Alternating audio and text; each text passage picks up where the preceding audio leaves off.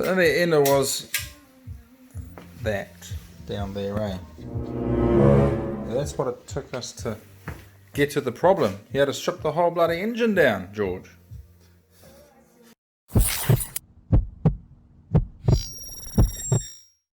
Yeah, well, we were talking earlier about us having these oil pressure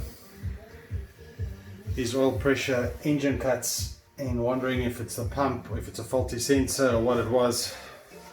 And so after stripping the engine now to look at the damage, to see if there's any potential damage on the bearings, what we see is a cam bearing that has dislodged itself in the block, and the cam bearing has been eaten away by the lifter, but as a result it's moved and opened up the oil journal, and we have basically been losing oil pressure through the journal there, because there's the oil pressure journal, and the oil pressure would have been building up this side of the bearing, and just there's a 5mm land on the cam that was left and would have been bypassing all the oil pressure. So I guess from that regard we're pretty lucky we caught it without destroying the motor. That's why we spend money on engine protection systems. We've got a, oil pressure cut on Well, all I can say is the Haltech product, the Elite 2500, dyno tuned by NDT Tuning Performance in Auckland, Brian. It's just phenomenal, because we had, between Taupo when the issue started, we had 4 or 5 engine oil cuts at Taupo first day out. We chased various potential issues. We thought we had faulty sensors, checked the sensor out, went back on track, had another oil cut. Then we thought it was an oil issue, so we drained the oil, put a different grade of oil in, tried that. We thought we had a faulty sensor, so we went down a whole process of elimination in Taupo. Didn't quite get to the end of it when the weekend was up. Needless to say, in Taupo we had 5 engine oil cuts with Haltech, the system stopping the motor, us resetting it, thinking we've adjusted something, going back on track.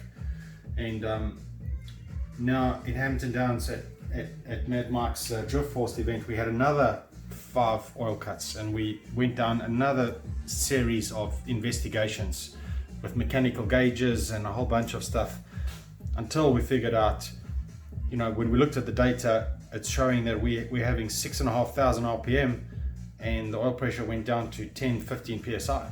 So the fact that the only damage that we see, not damage, but the fact that we see that kind of wear with that amount of engine oil cuts at that RPM, at that low pressure, is just a testament to how well Haltech actually Let's thought this through, right? does its job. Because the only reason we took the motor out is because I was going to fix the gearbox dogtooth, and I thought, well, let me just take the whole engine out.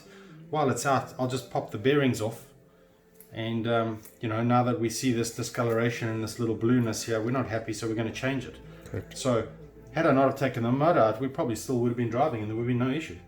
It's just a testament to how good Haltech actually is. Besides saving us Chernobyling and blowing up a motor, I mean, it's probably, we're doing this out of precaution, but we could have done probably the rest of the season as we are. Yeah. But, we're just trying to be cautious and make sure that we do things properly. But, with the amount of oil cuts that we had, with how much RPM we were doing, and the low oil pressure that we saw on the data logging, the Haltech system really did do its job,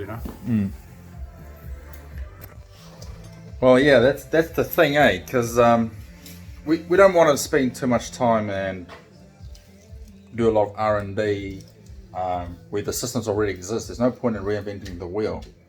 What we're trying to do and achieve here is trying to get the best systems together for the money, for the budget, obviously. But there's a little bit of engineering involved with the oil and the scavenging and the tank design for surge. Unfortunately, that is just the journey, right?